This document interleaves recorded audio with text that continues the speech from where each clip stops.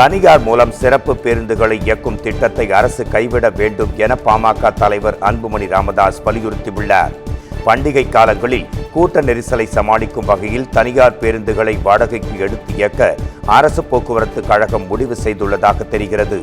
இதற்கு கண்டனம் தெரிவித்துள்ள அன்புமணி, சிறப்பு பேருந்துகளை தனியார் மூலம் இயக்குவது தனியார் மயத்தின் முதல் படி என்று கூறியிருக்கிறார். திமுக ஆட்சிக்கு வந்த பிறகு 8182 புதிய பேருந்துகளை வாங்க ஆணை பிறப்பிக்கப்பட்டது. ஆனால் 1088 பேருந்துகள் மட்டுமே வாங்கப்பட்டதாகவும் அவர் குறிப்பிட்டுள்ளார். மேலும் தனியார் பேருந்துகளை ஒப்பந்தம் செய்ய வேண்டும் என்பதற்காகவே புதிய பேருந்துகளை கொள்முதல் செய்வதில் தாமதம் காட்டுவதாகவும் அன்புமணி குற்றம் சாட்டியுள்ளார்.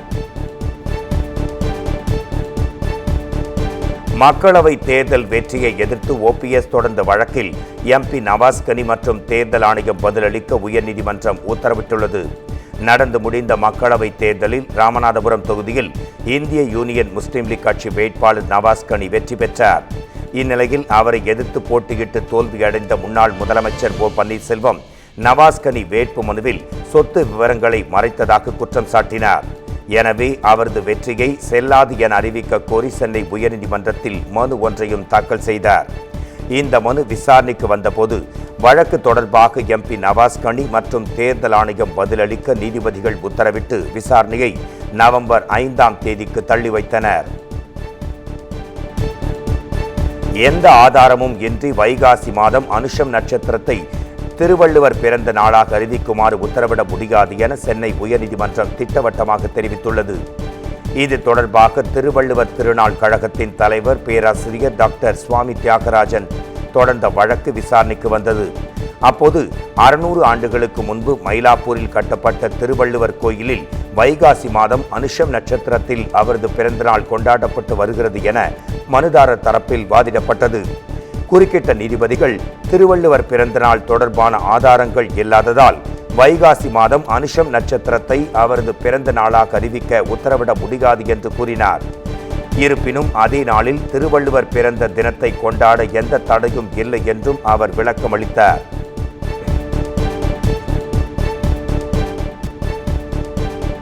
பாராலிம்பிக் போட்டியில் வெள்ளி மற்றும் வெண்கலப் பதக்கம் வென்ற ஷீதல் தேவி, தமிழக வீரர் மாரியப்பன் ஆகியோருக்கு சென்னை வானகரத்தில் உள்ள தனியார் பள்ளியில் உற்சாக வரவேற்பு அளிக்கப்பட்டது. குதிரை பூட்டிய சேரட் பண்டிகையில் அழைத்து வரப்பட்டு கிரேன் மூலம் ஆளுயர மாலை அணிவிக்கப்பட்டு பரிவட்டம் கட்டி மரியாதை செய்யப்பட்டது. தொடர்ந்து ஷீதல் தேவி அசத்தலாக அம்பெய்தி உற்சாகமூட்டினார். மாரியப்பன் மாணவர்கள் மத்தியில் நடனமாடி அவர்களை மகிழ்வித்தார். இளம் தலைமுறையினர் ஒருமுறை தோற்றுவிட்டால் அதை நினைத்து கவலைப்படக்கூடாது, தவறுகளை திருத்திக் கொண்டால் அடுத்த முறை கண்டிப்பாக வெற்றி பெறலாம் என மாணவர்களுக்கு நம்பிக்கை ஊட்டினார். நீங்க ஒரு காம்படிஷன் ஒரு லெவல் போயிட்டீங்கன்னா எல்லாத்துக்கும் ஒரு பயம் இருக்கும். எப்படி இந்த பெரிய காம்படிஷன் எப்படி அட்டன் பண்ணுவோம், எப்படி பயமா இருக்கும், என்ன பண்ணுவோன்னு. அந்த மாதிரி பயந்துக்காதீங்க. ஏன்னா நீங்க வந்து ஆல்ரெடி எல்லாரும் ஜெயிச்சுட்டு தான் அந்த ஒரு லெவலுக்கு காம்படிஷன் வந்திருக்கீங்க. அந்த பயத்தை வந்து நீங்க மனசுல வச்சுக்காதீங்க. அந்த பயத்தை நீங்க ஆல்ரெடி அச்சீவ் பண்ணிட்டு நினைச்சிட்டு நீங்க அந்த காம்படிஷன் பண்ணுங்க. கண்டிப்பா நீங்க வந்து ஜெயிச்சுட்டு வருவீங்க.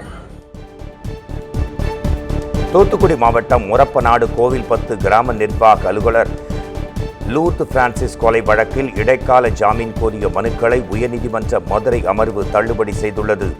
கடந்த ஆண்டு ஏப்ரல் மாதம் தனது அலுவலகத்தில் இருந்த லூர்து பிரான்சிஸ் மணல் கடத்தல் நபர்களான ராபசுப்ரமணியன், மாரிமுத்து ஆகியோரால் வெட்டி படுகொலை செய்யப்பட்டார். இருவரும் கைது செய்யப்பட்டு ஆயுள் தண்டனையும் அபராதமும் விதிக்கப்பட்டது. ஆயுள் தண்டனையை ரத்து செய்ய கோரி மேல்முறையீடு செய்த நிலையில் வழக்கு முடியும் வரை தண்டனையை நிறுத்தி வைத்து இடைக்கால ஜாமீன் வழங்க மனு தாக்கல் செய்திருந்தனர்.